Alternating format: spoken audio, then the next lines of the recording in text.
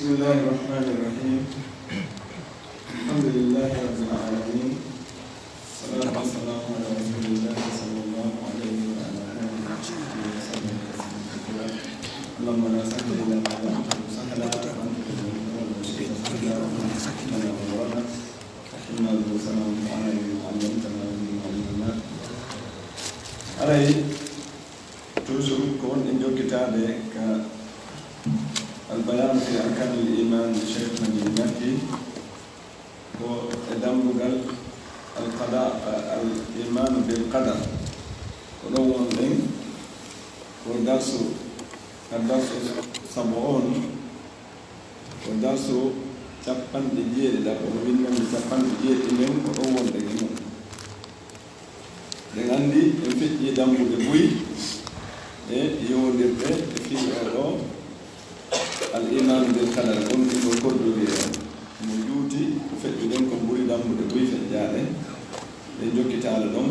ويندفع الأقدار بالأقدار إذن دنيا كدوري جدين كدوري ونحن مطالبون شرعا أن ندفع أقدارا بأقدار إذن نقبل كسريعة pottinirgol duñira koddoriyeji haa ko koddoriyeji kadi woni ko dorirɗen waɗane misal o wi faddu'u mathalan min alqadar wi heegi ngin misal muɗum ɗum ko koddori wa nahnu nadfa'ahu bi qadari ta'ami iɗen duñira ɗum koddoriye kadi heɓugo ñaamete on onti weelama hoddirama yo weele o heɓi heege ni hoddirama kadi yo heɓu ñaamete on eɗen anndi weelaɗo o ñaama essence o heɓi joni ɗum ka hoddiraɓe heɓu ñaamete ɗon o ñaami ka o ñaami ɗon o itti heege ni joni ɗum haarande nen duñi koddoroye ñaamete on mi duñi koddoroye heege ni wal atashu min alqadar ونحن ندفعه بقدر كدوري إنني الدنيا دون كذي كدوري جامو والدراما أنتي دون ناما والدراما كذي يهدي وياتكم ويالي عند كذي دون كذي كدوري دنيا كدوري والمرض من القدر ونحن ندفعه بالدواء نونارين كجيا من كدوري enen iɗen duñira ɗum kadi lekki ki goɗɗo nawni hoddirama yo nawnu kono o heɓi sabu no heɓira lekki o ɗaɓɓi lekki kin o lekki ɗum ɗo woni kadi koddoriye aydan ɗum ɗon kadi ko jeyaɗo e koddoriye walla o anna imra'an istaslama li qadari l-ju'i wi'en joni misal si goɗɗo neɗɗanke o jebbilanike wonande koddoriye heege ngem ma ɗon ka kan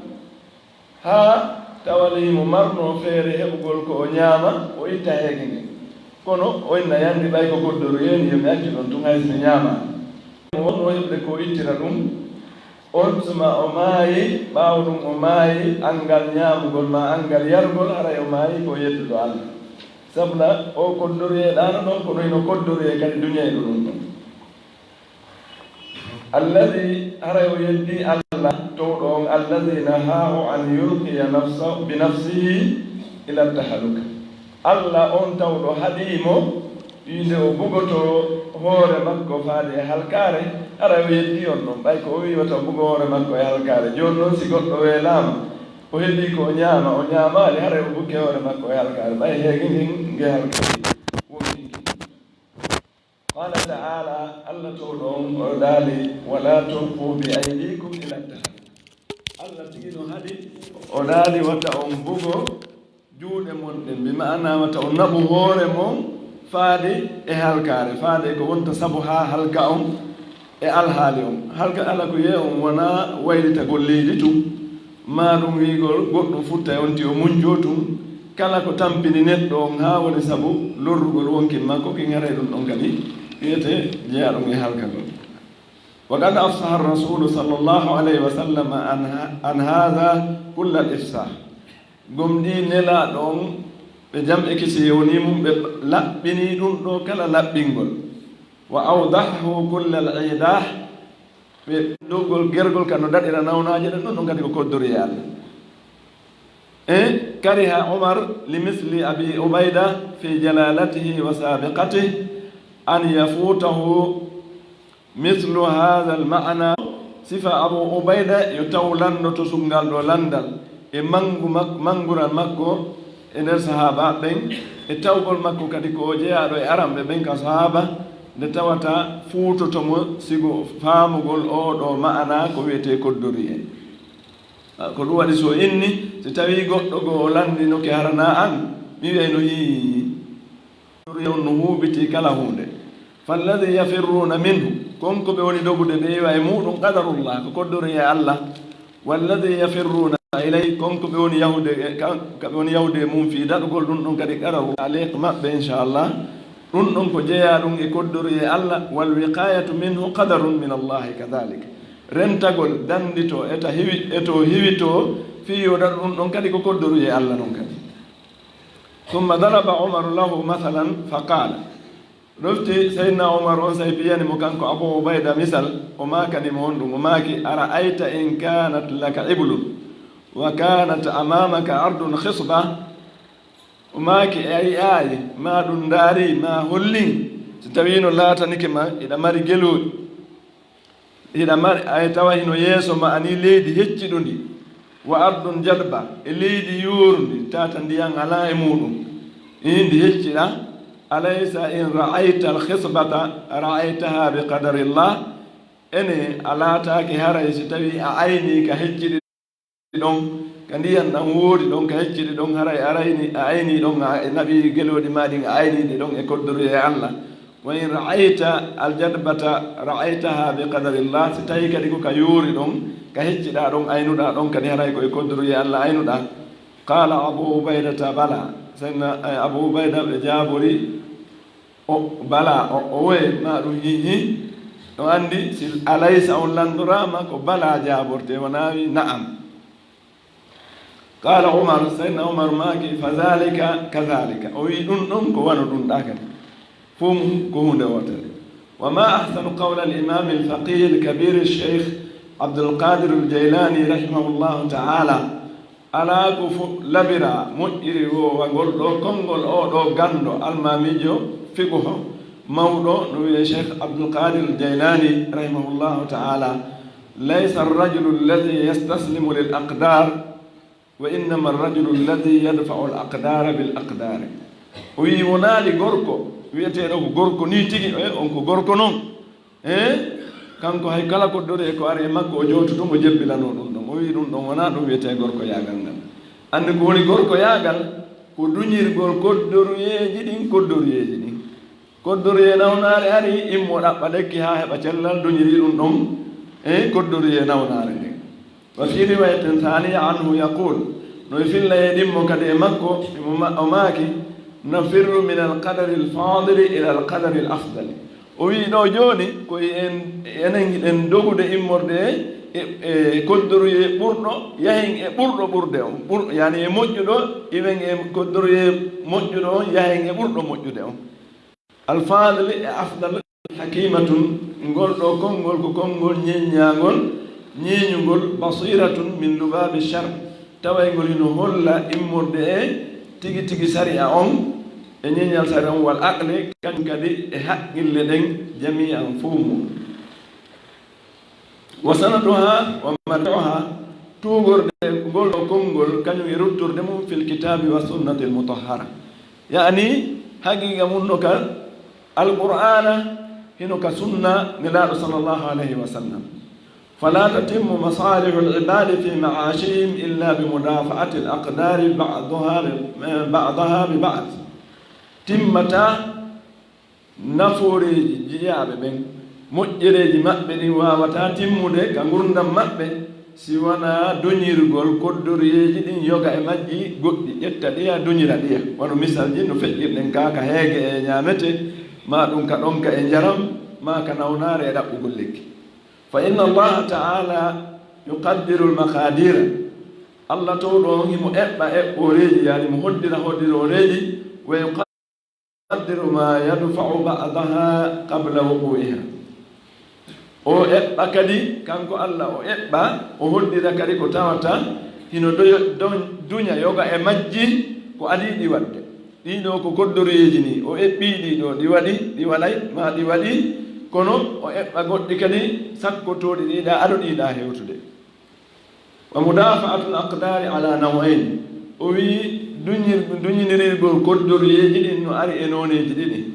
al awwalu mudafa'atu aqdarin kadin aqadat asbabuha wa lamma taqa o wi duñirgol koddoroyeji ɗi tawata humodiri e sababuji mum fi waɗugol ngol kono hara ɗi waɗali taw bi aqdarin tadfa'uha onti duñira ɗum koddoroyeji go kadi eɓɓoreji ɗi go'o wa tahulu duna wuqu'iha ɗin ɗon sakko waɗugol ɗiya ka mudafa'ati aduwin mutarabbisin bil idani lah wono duñugol sakko gaño tawɗo no hebli lorrugol on tigi o andi oɗo ko aranɗo mo ni fi lorrugol mo tawa noon himo heblino kankade si sugu on ɗon aranimo kankade no woodi ko sakkorta mo joni misal si tawi goɗɗo no rewde ka hulɓini haray mo eɓɓindi kon no wuɗɗiroyta ka par ce que mo andi he nele rewɗo o ɓay noon ala feere be mi rewa ɗo kono ɗo no hulɓini wono e misal ji ko waɗata kamen ɗo ɗon andi say go nde bomɓe ɓe suttuno sakkade laawiri wonno buy acci yarde jemma ka tawi koddoroyeji ɗi woni e bomɓe ɓe woni sakkotoɓe ka laayi kono yimɓe ɓen kadi woni koddoroye wattangoliɗi mum ma yaho o wara mo heblani mo ay eɓɓanani si tawi an ka ari juheede masalan ma wona wonirta noon e ka cuuɗi ɗaɓɓugol ko ayni tora ma sugo ɗin piiji an kaasi woɗɗugo woni hara hontino hebli ko sakkora oɗa walhadari minhu e rentagol kadi e on ɗon gaño haray mo eɓɓindi fo mum wa ila hada yasiru qawluhu taala o faadi ɗo o haa ɗo tigi woni jopaade konngol allah to ɗon wa iddu lahum mastata'tum min quwa allah o holli en ɗo wondema awa ayɓe hino ton eblani ɓen kono noon o yeeti enen kadi julɓe ɓen o yini eɓɓinoraneɓe kala ko wawɗon taɗa immorde e doole ɗe wawɗon eɓɓindagol fii onon kadi sakkorgol ɓe sotul anfal wa qawluhu azza wa jalla wa khudu hirrakum awa ƴette rentoɗimon ɗin ɗum ɗo fof ko rentete ko e piiji ɗi tamƴinaɗi aray on ti ɗaɓɓa o sakkoroɗi ko sakkagol ko tata haysi sababu mum ari kono kañum tigi waɗal taw wa thani ɗimmum ɗum mudafa'atu aqdarin qad waqat ɗimmum ɗum e ɗin noneji ɗon none ɗiɗaɓo on ko duñugol koddoriyeji tawɗi waɗi bi aqdarin tadfa'uha hara duñira ɗum koddoriyeji tawɗi ina waawi duñude ɗin ɗon waɗɗi ka mudafa'atil maradi biddawa wono duñirgol nawnaare nde honɗum koddoriye lekki ki wa ila hada yushiru qawla rasuli sallllahu alayhi wa sallam ko qawlu rasuli sallllahu alayhi wa sallam koye ɗum ɗo woni joɓade ma ko nelaɗo mo jamɓe kise woni e mum tadawaw ibadallah awa ñawnde ko wono yo jeyaɓe allah fa inna allaha lam yada'a da'an illa wada'a lahu dawa'an allah o addaali nawnaare o waɗi si wona o waɗani nden ɗon kadi cellal nelaɗo yamini ɓe maaki ñawnde e gayra da'in wahidin ko ina nawnaare wootere nden ɗon o addanaali nde lekki qaalu ma huwa ya rasulallah ko honɗum woni nden ɗon ko nde en fof seeri ɗen nden ɗon nawnɗo nden ɗo o kara ko ndikkirta nde qaala alharam ko nawnaare nayow si goɗɗo nawi ɗum ɗon kara lekki mum heɓota ɓayi kaari ñawdiki ha wonti sagata mi sikka ɗum weli heɓude ko ñawdiki ha o ndikki ko musamo kon kono nayow ngon ari o ñawdiki ha wonti sagata ɗum ɗon kara amma al istislamu lil aqdar amma jebbilanagol koddoriyeji ɗi ma al qudrati ala mudafa'atiha wondude e wawgol sakkagol ɗi duña ɗi pottina fa hiya min al ajzi wal kasali ko jeeya ɗum e ronkere kañum e ngaameɗo watta hawni e loƴinagol allazi ngol nuhina anu ngol tata en haɗama e muɗum ka saria fala yambagi hana an yahula al iman bil qadari baynana wa bayna ittikhadi al hidati wal hadar hanade tawata gomɗinal ngal jogiɗen ngal tiiɗi ha ngal heeday en hakkunde meɗen e jogitagol wattengol lili e rentagol e ko tatanorra en ko wannadaru fi awaqib l umuri kañum kadi tawa ngal gomɗinal naɓa en ha ngal heeɗa en e darugol fi battane fiyakuji ɗin si warri ni e neele ko ni waɗiroyta tawa ngal heeɗa en no joni koye jebbilo ko ara yani e hoore men wo ko ɗon tum gasi ɗum haɗa wal hirsu ala al khayr wal amalu ala zafri tawa ngal gomɗinal kadi ngal heeɗa en e rerɗangol moƴƴere nden ko wona noon ngal heeɗa en kañum kadi e gollugol ko tawata en heɓay ɓantale mum e polgal e muɗum ngara na gomɗinal ngal naɓo en haatu wal firari min achar tawa kadi inayo kadi tawungal gomɗinal ngal yaha e ha ngal heeɗa en e dogugol bone on pottitomo wiye gasi ɓay bone on ari ɗo feere ala la hawla wala quwata joni jebbilanoɗen allah ko koddori heni tawa laawol no wodno no dogiɗen pottoɗe ko wona noon kadi hana kangal heeɗata en wal amal ala najati min e gollugol fiino daɗira on ɗon bone wa qad alima allahu subhanahu dufa al insan wa annahu qad tatga alayhi shahawatu wa yuzayyinu lahu shaytan فيقع في المعاصي فاقتضت رحمته سبحانه أن يمحو بالتوبة النصوح أثر المعاصي فأمر بالتوبة ليمحو بها قدر المعصية وي الله أو ملاب الودني لاب لتو الودني أو نتنكيون هم عندي نلوي هم عندي لو إر نتنكيون هم عندي كذي كانكو الله وندما ɗiɗo tuuyoji gara tatoka alayhi shahawatu armande tuuyoji ɗin faaleji wonkin ɗin nde bewata e hoore on tigi ha ɗi faale mo duñude ma ɗi naɓa mo e ko tawata o hana yahude mum ta ko faaleji ɗin naɓi mum ko wana noon wa yuzayyinu lahu cheytanu seytane kadi cuɗinanamo laɓinanamo golleji goo ɗi tata o hana gollude fa yaqau fil maasi on tuma o yana e waɗgol geddi ɗin faktarat rahmatuhu ɗon tuma noon ɗum ñaawi holli yurmede makko nden kanko allah omo laaɓal wodani nde o montirta an yamhuwa bi tawbati nasuhi athara al maasi nde tawata tuububuye laaɓuɗo on ɗum ɗon montay ɗiɗo batte ɗiɗo geddiɗi tata seytane e tuuyoji ɗin duñi neɗɗan kewn ha o yahi e muɗum fa amara bi tawbati o yamiri tuububuye on liyamhuwa biha qadara al maasiya o yamiri tuububuye on fii o montir ɗum ɗon e koddoruye geddi ɗin awa so tawi hoddirama ha ɗi waɗi awa koddoruye majji on kadi tuububuye ɗum ɗon ko bil axe e tawɗo jooɗi tumminiri juuɗe wi kañum min mi tuubata ɓay awa allah hoddiri mi yani e geddi ɗi jooɗi mi jooɗo ɗo tum allah subhanahu wa taala o noddi o wi tuubu ila llahi tawbatan nasuha asa rabbukum an yukaffira ankum sayyi'atikum la ilaha o wi faman dafa bitawbati qadra al masiya kala on duñirɗo tuububuye o koddoruye geddi ɗin kama yadfau be qadari taami qadra al juu wano o duñirta noon kadi koddoruye ñaamete on koddoruye heege ngen yani o adda ɗaɓɓa ñaamete on fiyo duñu ko heege hoddirangen ari e makko wal hilak kañum e halkagol yani ñaamete on ha dandamo heege e halkagol faqad istamsaka bil urwati al wusqa hara e o ɗo duñirɗo koddori e ɓay hoddirama awa ha o yani e geddi ɗin o falji ukkike toon awa o tuubi kadi hara e on ɗon jogitike finde hoolare nden ko allah subhanahu wa taala hande jogitade nayo yo min ɓay allah hoddiri mi yani e geddi ɗin gasi ko ɗo mo yananoɗan o jooɗo ɗon e wono sahlakadara makire noon wala wata nennu tuuboɓe on wala hatta wala yokkira tawbata nennu tuuboɓe on o wiya ɗo kadi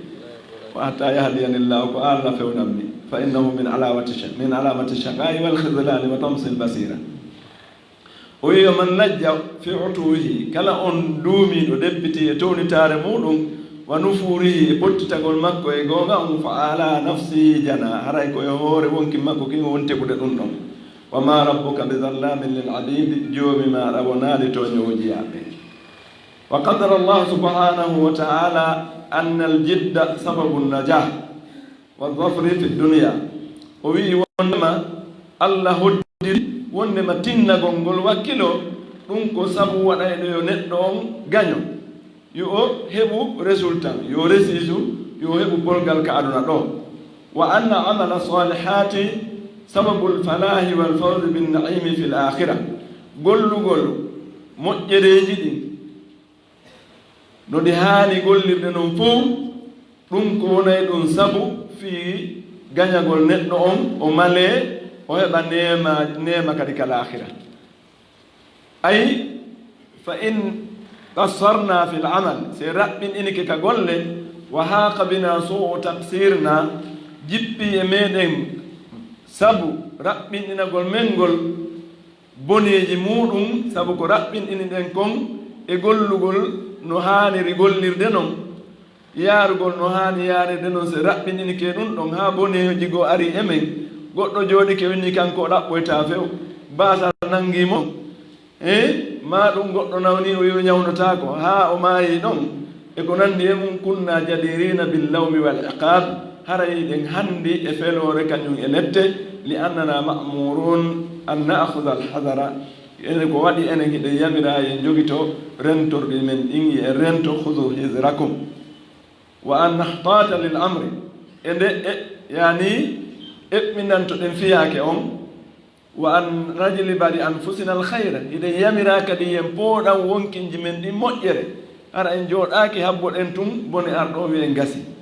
wa nadfa charra an anfusina ma statana hiɗen yamira kadi yen sakko bone on sakkoɗen ɗum gay wonkinji men ɗin embere fof ko wawɗen embere fof ko marɗen taaga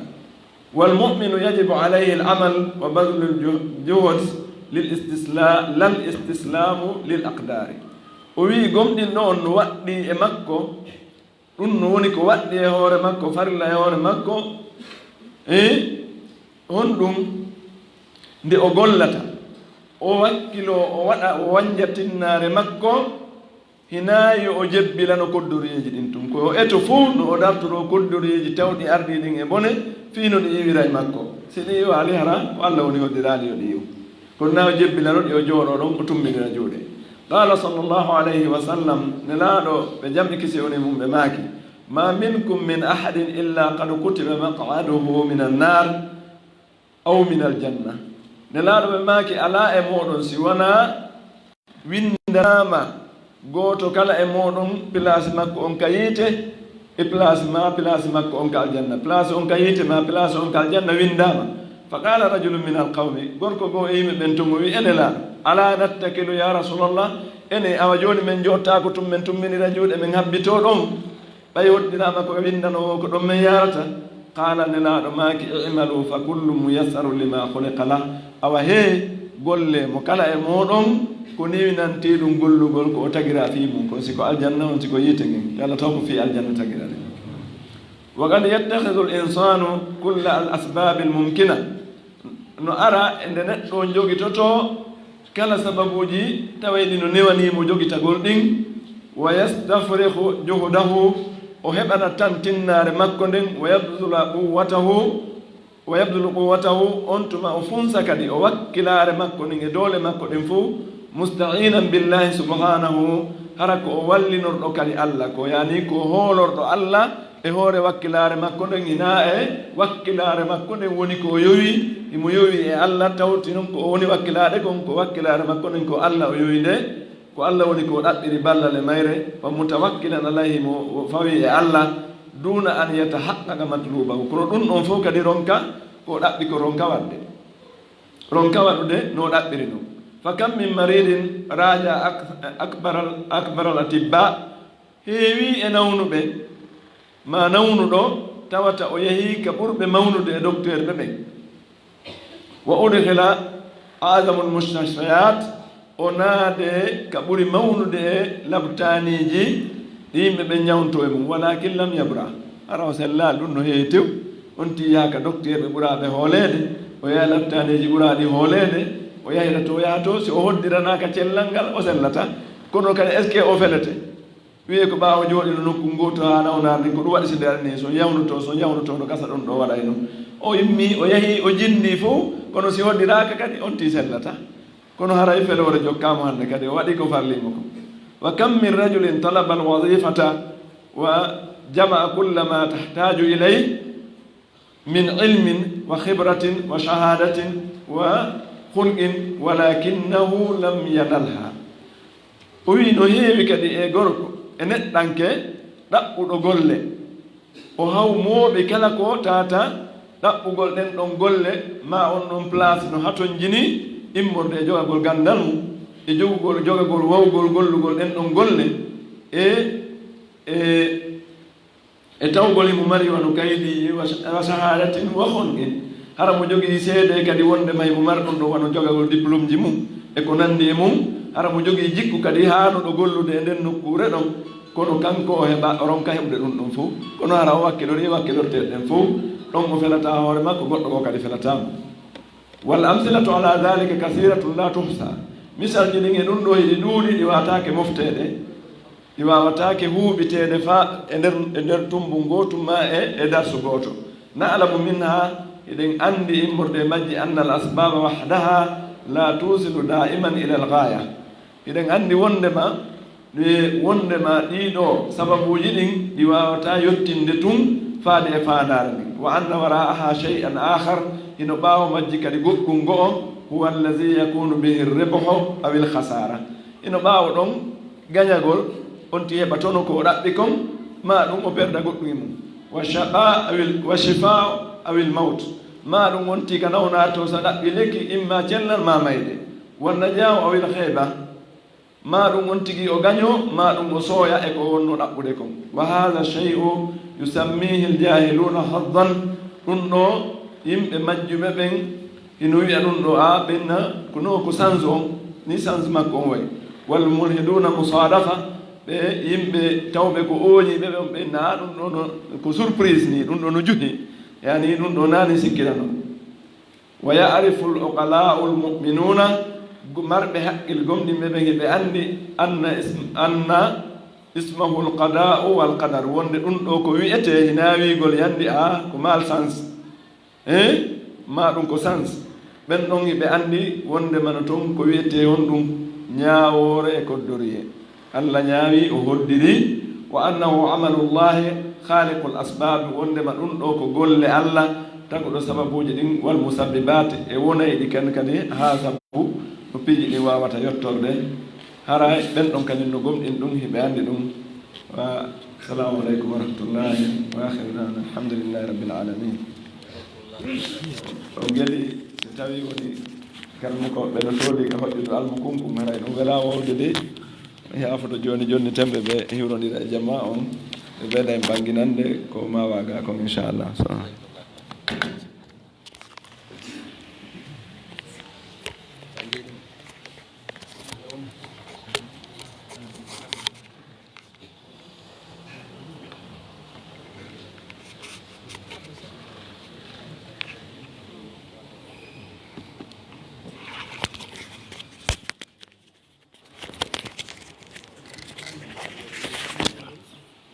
بسم الله الرحمن الرحيم الحمد لله رب العالمين وصلى الله على سيدنا محمد وآله وصحبه وسلم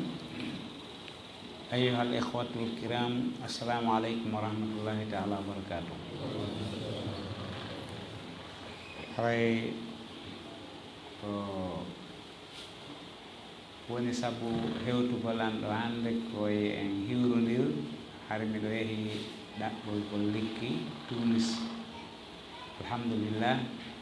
ɓutti fota likki heɓiki alhamdulillah ɓayno ngaray e wayri humpodirde hay si tawi nule men no yiitidude ko waɗi e ɓaawo am e faatulle wannoɗe ɗo hari woɓɓe yahi ka faatulle kono hara sabu jistugol yimɓe ɓe ngara men yiidade on yinnomi arɗo hannde hiwrodiren du'odiren faatulle ɗen fof salmodiren kadi batte wayrindirgol ngol ray darsu on alhamdulillah min acci ɗo ɓen ɓe jokki ɓe tambiti ɓe wadde yeru mbawdi maɓɓe ndin fof en tawɗike Allah wonɓe heɓde feere ara darsu on yo Allah ɓeydanɓe faamu ɓe ala heɓde feere argol ngol yo Allah suusimɓe o newinana ɓe argol darsuji ɗin ɓeydo yo Allah hawten en fof ko aljanna makko o hokka en famugol dina men kan o hokka en kadi huutorgol haray yeru o tan luttuɗo ɗo eɗen wawi mono faala landitade ka darsu yeru komi wawi jabanade en ɗo mi jaabo ɗo en juulu inchallah assalamu aleykum ka nder darsu bismillah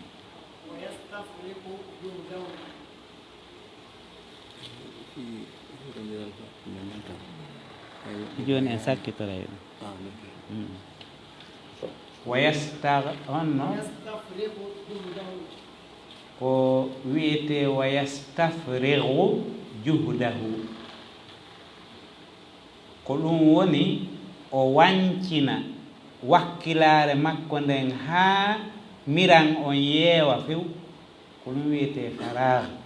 ka luga faraga ko yeewugol goɗɗum ooti eto ha hattirde etagol makko tawa ko wawi ko fof lanni andi ɗum woni o wancini dendaningal wakkilare makko nden o luttiri joni ko Allah watta ko si a weeti bimbe a mara hay hunde a ƴetti tenirde e himpare a ƴetti ɓoggol a yalti a yahi ka ɓurure a ñalli soppude leɗɗe a ari a fecci a rondi keeri ko heɓata feere kon fof a addi a yeeyi haɗay a wancini wakkilare ma nden ko wawɗa ko lutti ko Allah watta ko ngande kadi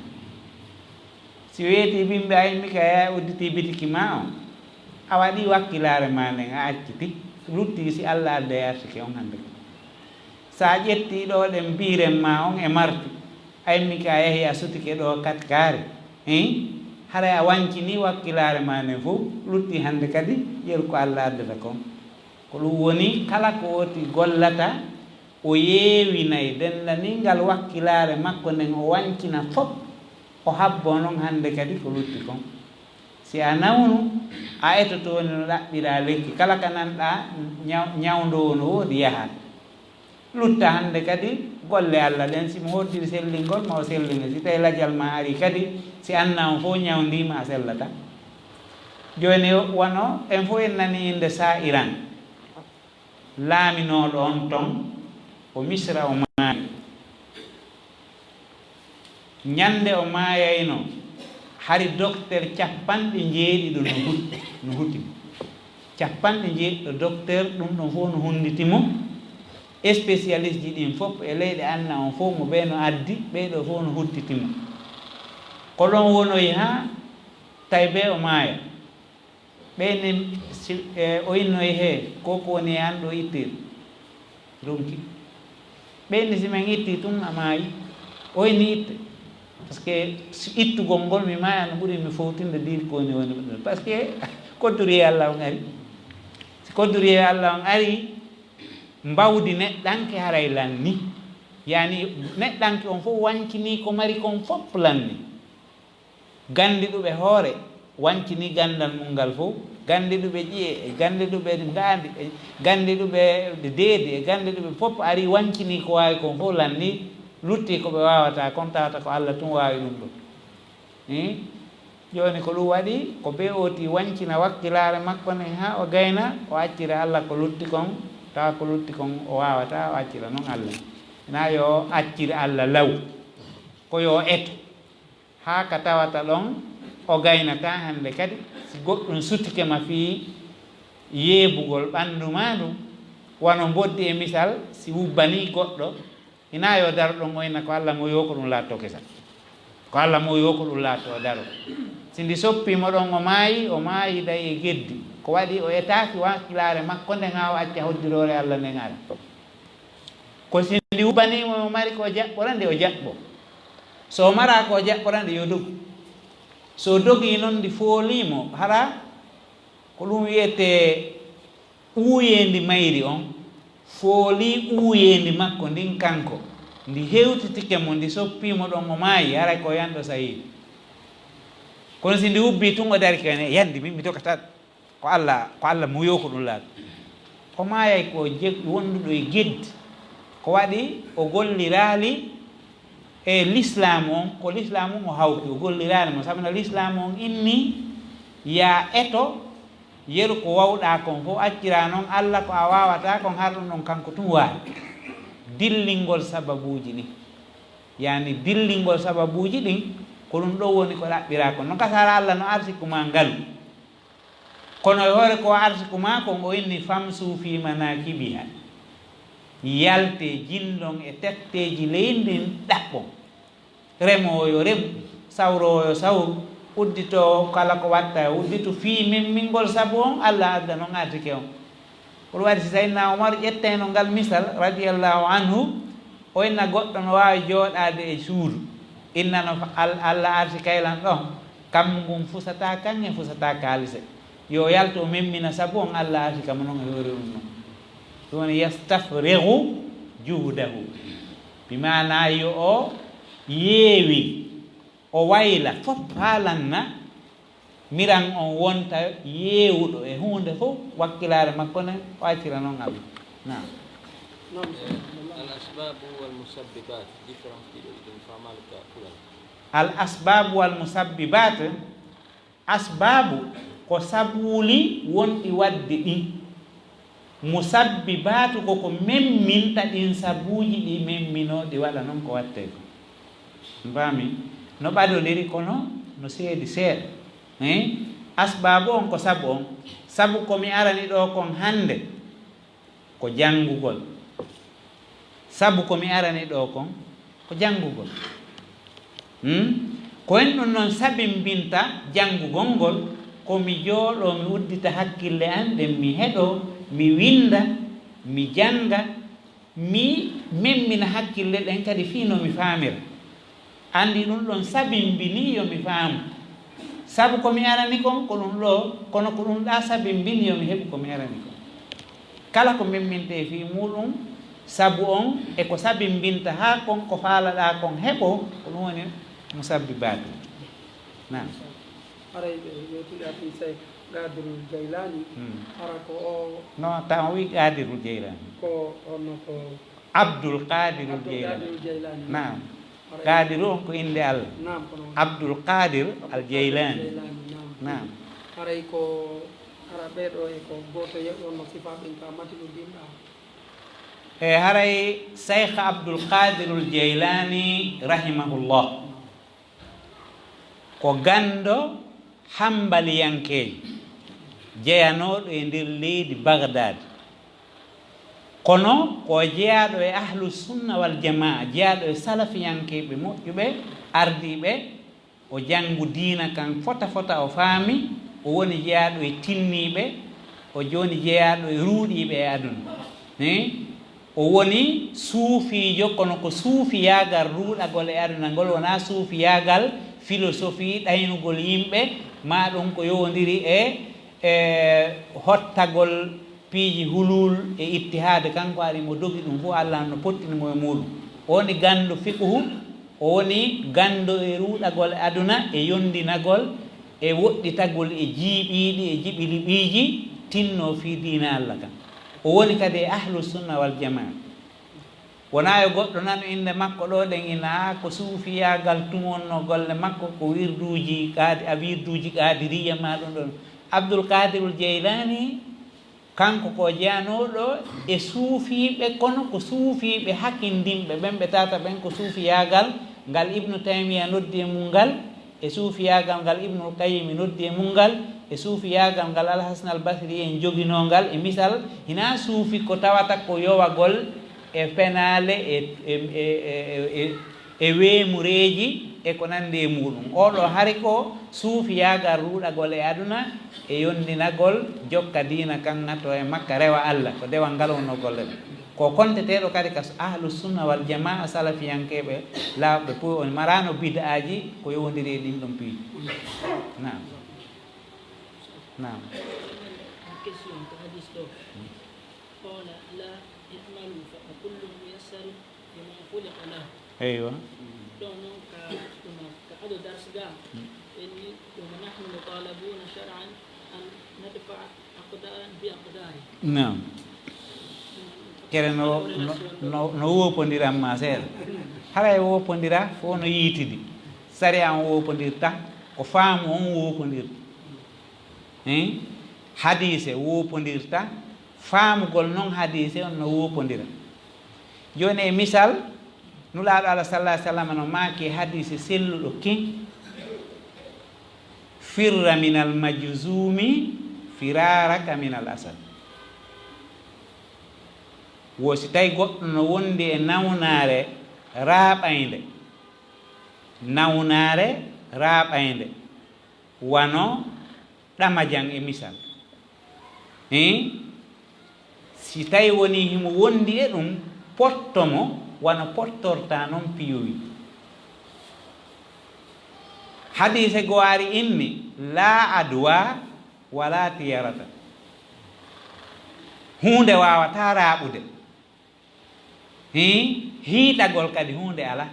ta hiito hiitagol ala raaɓugol ala joni noon nde nawnare ɗo o wii si tawi woni goɗɗo no joginde ya pottomo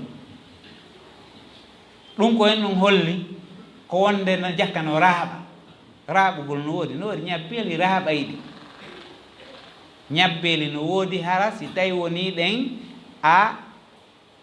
lakkere ma nden e lakkere makko nden ma ƴiiƴam ma e ƴiiƴam makko ma ɗum tuutaɗe ma e pottomo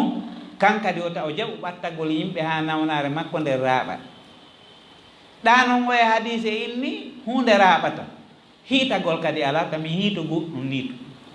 min nakko kata ɗum ɗo ma ko ɗum ɗo e ɗum ɗo joni noon ko honno hawtidirten hakkude ɗeɗo ɗiɗi e himɓe fof iɗe selli hay goto kadi borta oya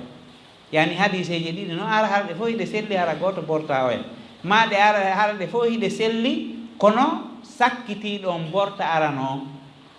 ma ɗum o hertinamo hara oɗa hari ko huɓituɗo kono o hertinamo ma ɗum o tongamo hara oɗa no wellitano oɗa tongamo harɗe fof iɗe selli joni noon ko honno hawtidirirten ɗeɗo ko raaɓugol no woodi si tawi woni goɗɗo no mari nawnare raaɓaynde hinde raaɓa kono o hadise ɗa ko hen ɗum reewi koyo taw hara ko kañum tigi raaɓanta hoore mum kodduri Allah tawaka ɗum ɗum woni mana yiitindingol ngol haray raaɓugol no woodi kono raaɓanta hoore mum goɗɗo no wonda e nawnuɗo nawnare raaɓaynde o yangoda e makko ɗon ha si Allah hoddirare yo nde raaɓude raaɓata few ɗum woni mana riwugol raaɓugol ngol ko raaɓata e ɓaawa kodduri e Allah kono no raaɓa si kodduri e Allah naati to o hadise ɗo mo yewtuɗa fi mum filliti ƴiyanga i'malu fa kullu muyassaru lima khuliqa lahu ɓe arɓe wi nulaaɗo men andi si tawi goɗɗo tagirama yiite o yangoto fi yiite ngen kala ka o rewi ko be o rewa e magge ko waɗi Allah andi no battane makko de so tagirama fi aljanna kadi wako noon hay o yeddi o bonni hatta o sakkitora ko addata kon aljanna men andi kadi kala neɗɗo no hoddirana ko waɗata kon no hoddirana no warrata noon fuu joni noon acci men yowo e ɗum ɗon men waalo men ɗano men fanka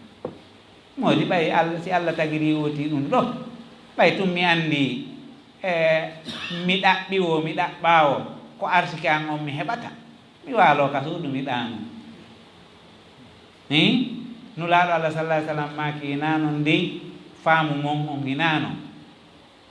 wakkile gollon mo be Allahu on newinanaymo yo gollu fi ko tagira kon ha o lutta e ɗum ɗon kono joɗagol hara gollata ala innugol joni mi juulata mi hoorata mi ittata zakka mi gollata golle ɗen si Allah no hoddirannomi aljanna windanoma neeɓi mi ala yangade si Allah no hoddirannomi kadi yiite mi ala kañum kadi soñjitade hay hunde lanni joni mi jooɗorni ɗum ko faamu wonduɗo e faljere ko ɗum nulaaɗo Allah ñawdi ɗum law o inni i'malu wakkilo tun golla wakkilo tun juula wakkilo tun hoora wakkilo tun itta zakka jokka yamiroje Allah woɗɗitoɗa e haɗoje Allah si tawi woni ɗen a waɗi ɗum ɗon a lutti e mum a golliri noon ha a maayi andu ko fi ɗum tagananoɗa ko ɗum waɗi wata inno joni a gollata ɓay gundo Allah no suuɗi ɓay hoddirore Allah nden no suuɗi gollu ko yamiraɗa kon joɗɗa fanka ko ɗum yamiraɗa fulɓe ɓen wowlay toujours ɓen no sallino nula hen ɗum noddingol ka o fortata yimɓe ɓen wadda ka juulirde kono mo nula yo noddi kanko yo ayi o noddinawa fanka mo arali juulugol ko kanko landitirte joni noon an kadi ya gollu Allah newi nante fi ko tagirima kon ha lutta e ɗum ɗon andi jaka si a lutti e ɗum a heddike ɗum ɗon andi ko ɗum ɗon taganoɗa fi muɗum kono joɗagol tum fawidira juuɗe ɗen inna yoni ɓayɓe landike ɗum nulaɗo tabintinano ɓe ɗum o yeetinoɓe wona no warrete ɗum ko faljere e imalu wakkile tum gollol lanni fa kullu muyassaru lima hulika lahu mo be no newnana ko tagira ko ɗimmijoji no waɗi ha leyɗe julɓe go'o no woodi tawa yimɓe haajaka juulugol haajaka horugol haajaka waɗugol ko moƴƴi no innugol tun lima noon ko ka ɓernde woni lanni ni golle tawaka toon liman ko ka ɓernde woni lanni golle tawaka toon anda lima noon no lijmodiri e golle ɗen ko amanu wa amilu hay nokku Allah yewtal ka alqur'ana fi iman o ronki wattude amalu on fi hen ɗum ko amalu on woni seede iman o si amalu ala haray ko seede liman kadi ala naam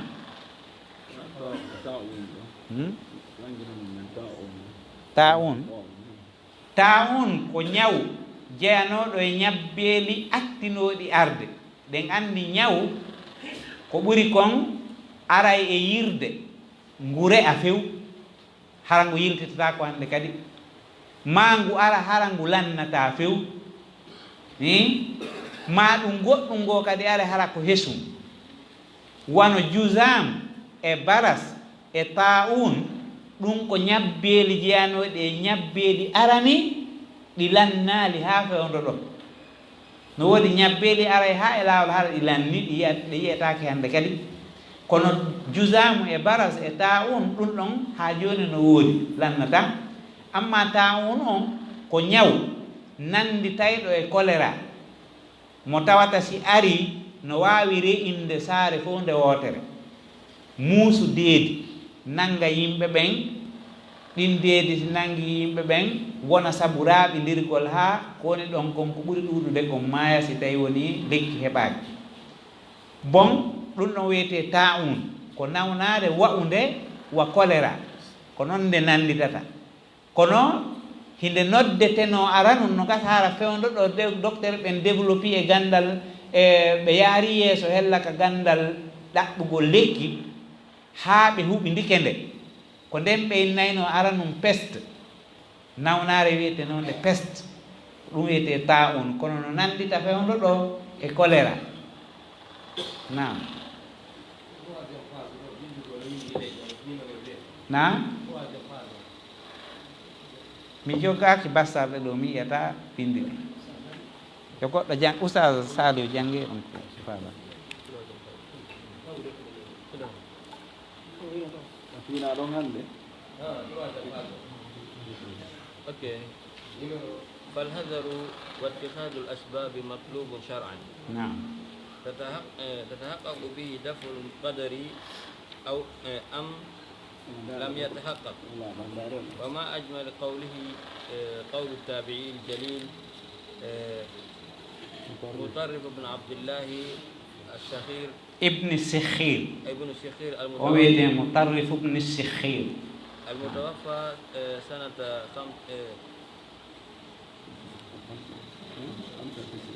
95 رحمه الله ليس لأحد أن يصدع فيلقي نفسه ويقول قدر لي ربي ولكن يحذر ويجتهد فإن أصابه شيء علم أنه لن يصيبه إلا ما كتب له نقله الذهبي في ترجمته في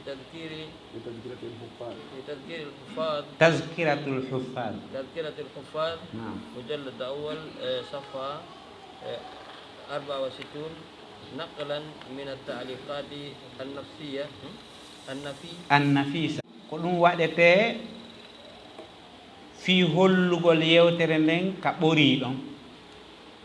yani joni winduɗo deftere nden no wawi windude ko woni dow kon ha gasa waɗo hamis on ara waɗa nimol fi ɓeydugol ɓanginde o holla ɗum ɗo kaarijo kadi yewtino fi sifa ɗum ɗo e yewtere kaarire hara walli fi ɗon yaltinali ɗum ɗon wono yewtiri ɗo ni fi ko mutarrif ibnu sikhir tabiyankejo wowli kon e ko yaltini kadi ko imamu zahabi yaltini kon ka deftere makko wiyetede tazkiratul hufaz imamu zahabi ko gandu mawɗo jeyanoɗo e wonɗo wallifade fi tarajumu rijal nantingol fi worɓe hadise fou e worɓe jogiiɓe gande ko nandi e muɗum o nantina fi ooti o inna kaari ko nokkel kaari jibina o jangi nokkel kaari o wuuri e zamanu kaari o jogiti laawol kaariwol himo holni ma ɗum aqida makko on no barmina laawol makko ngol no selli ma laawol makko ngol no barmina kanko zahabi noon ko hambaliyankejo kan kadi jeyaɗo e gandiɗuɓe mawɓe himo moƴƴini defte tati ɓurɗe mawde e defte tarajumu rijal ndeyanden no inne tarikhul kabir ndeyanden no inne siyar wa alamin nubala ndeyanden no inne tazkiratul hufaz ɗo noon koka tazkiratul hufazi o yewti fi muɗum ko ɗum waɗi o waɗi on mam hamis fi yo watta aliki e nder yewtere hamis o nam on faami ɗon bisimilla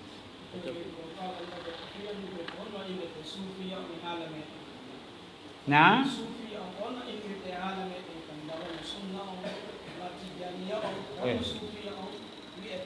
nam suufiya on hay suufiɓe ɓen no yeddodiri fii ko hen ɗum woni ɗum hay suufiɓe ɓen tigi ɓe yeddodiri ko hen ɗum woni ɗum haray hella ka inde dambitugol inde nden mo be e maɓɓe no mari mustalah feerejo mo dambitiri e muɗum woɓɓe no inna ko laɓɓingol ɓernde nden ko wiyete o suufiya mina safa woɓɓe no inna ko labsu suufi ko wattagol coñci ɗi tawata ko coñci ñaaɗuɗi wona coñci ɓowruɗi basanji na yoti watto basanji wona yo watto coñci labaɗi ɓowruɗi wattagol coñco e ñaaɗu koye ko nandimo kono ɗum ɗon fof wata sellude ko waɗi mo wona suufijo no watto coñci ñaaɗuɗi tan ina ɗum ɗon woni dawi bon konnguɗi buyno yewta fiimu kono wona konnguɗi ɗin wona ndaarede ko golle ɗen golle ɗen wona ɗaɓɓitede woɓɓe no ƴetta ɗon ha naɓa haalaji woɗɗiɗi inna ko ƴettano ɗum e ahlu suffa joni noon suufi ahlu suffa no wawa yaadude ahlu suffa ko miskineɓe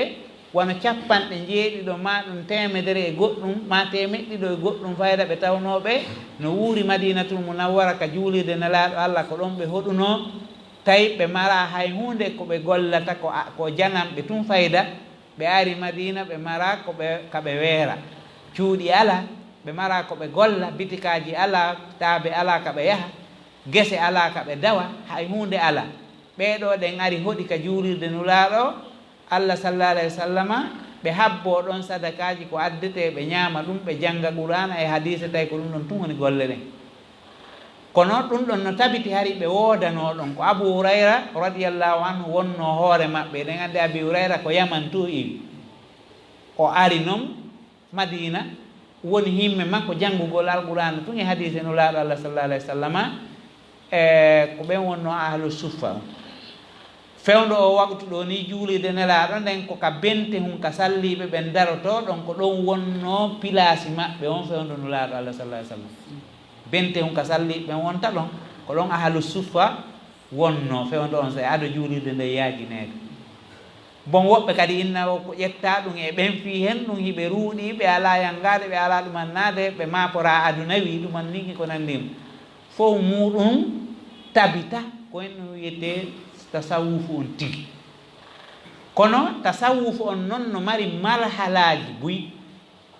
marhala mo tawata ko sunna yani on tasawufu ɗon ko marhala wonduɗo e sunna wono tasawufu Abdul Qadir Jilani en tasawufu imamul Junaydi en e ko nande maɓɓe ɓe tata ko yimɓe sunna ɓe paalaka bid'a hiɓe jokki dina laaɓo ka pos ko yowodiri e bid'a o ɓe haajaka ɗum ɗon ko suufiyagal ngal tata no yettini philosophie natani mum ko digui ruuɗagol e aduna ɗuytito e aduna hara wotti no ƴettude goɗɗum e aduna wono Allah daarino wabtaki fima ataka Allahu dar al akhira wala tansa nasibaka min ad-dunya kono aduna on kadi jaɓali mo hara kala ko ɗaɓɓata e tuyoji ɗin ko fi aduna tun haji makko ala ila haala bon joni noon ngal suufiyagal ɗon ko ɗaɓɓangal ko en ɗum waɗi wona suufiyagal bongal ko suufiyagal yowodirgal e laɓɓingol wonki mum e golle muɗum laɓɓina finde muɗum jokka golle laaɓuɗe pos marhala ɗiɗaɓo on ko marhala jilluɗo e philosophie farisiyankeɓe e philosophie yunaniyankeɓe ko nandi e muɗum yolla nder ton ukka fi ɗaɓɓere jawdi e fi yollugol nder ton fi affaire e karamo ko yaagal no wireten noon fi yo faami yolla ton inɗe farisiya ɗayna yimɓe ɓen ɗumanno watto doloki jani jooɗo waɗa ñappalde molanade e hoore muɗum faamina no andi ko wirdi ɗum kadi ko suufiyagal ŋiñagal ngal tawata yaadata e séria on fiu marhala tammo ko suufiyagal ngal tawata yollodiri e philosophie ha watti joni ko wiyete kon suufiyagal ibnu arabi wiyeteɗo muhyiddin ibni arabi e suufiyagal hallaji e suufiyagal sifa ɓen ɗon ko tawata yolliti yiilugol hakkille yimɓe ɓen e ko feewi e finde addana ɓe haqqille ko tawata no wopodiri e finde nden few ko ɓen ɗon woni wiide ko yiiɗa o ko Allah ɓen ɗon wiyay ko yiiɗa o ko Allah ɓe firira hen ɗum ko Allah daali kon huwa zahiru wal batin ɓenni o ɓay Allah wi ko huwa zahiru wal batin ko kanko woni feeñuɗo ko kanko woni wirniɗo ko feeñi kon fof ko kanko ko wirni kon fof ko kanko ko ɗum waɗi ɓen ɗon ɗen no waɗi philosophie ha ilni kun téléphone mum ɗo ko Allah ni ko ɓen ɗon naɓi ɗum ha wiyoyi wa mal kalbu wal khindiru illa ilahuna wa mallahu illa rahibum fi kanisatin ɓen ɗon ko ŋiñaɓe golle mum e finde mum ɓen ɗon ɗen ko yedduɓe few ɓen ɗon ko yedduɓe few buy e maɓɓe no e nder leydi saami ndi woɓɓe e maɓɓe kadi no e nder leydi wano onno wiyete Sudan ɗo e Misra caamato e maɓɓe nokam kono waɗi woni caamato e gogo on ɓe janga ko egguɓe tun e hoore yowagol ko wiyete kon tagridu laama Allah subhanahu wa taala Nigeria ɓe ton seeɗa ɓen ɗon kadi ko ɓen jogii ko ko wiyete al hulul wal ittihad iɓe mari ɗum kañum kadi ɓe mari ko ɓeyenta tarbiya on tarbiya ko ɓe eltu ooti ne amo wonde awa dow ko yiiɗa o ko Allah ɓe janna ooti ɓe ne amo ha ñande goo ñande ɓe waɗantamo examen on so wawi e so wawa alta o yeb ko ñande o ari ɓenni ko komi jogii ɗo ko hen ɗum o wi ko Allah o ɓe na wawi ɓe ɗo jogii ko ko wiyete wahdatul wujud hulul wal ittihad ɓeɗo ko philosophie yagal jokkina tasawuf o marhala ɗo fof ko marhala geddi laaɓuɗi pos e finde ñolde nde tawata huto taake few ko islam e darto ɗon joni haray on ɗo anto en batte fatlude ko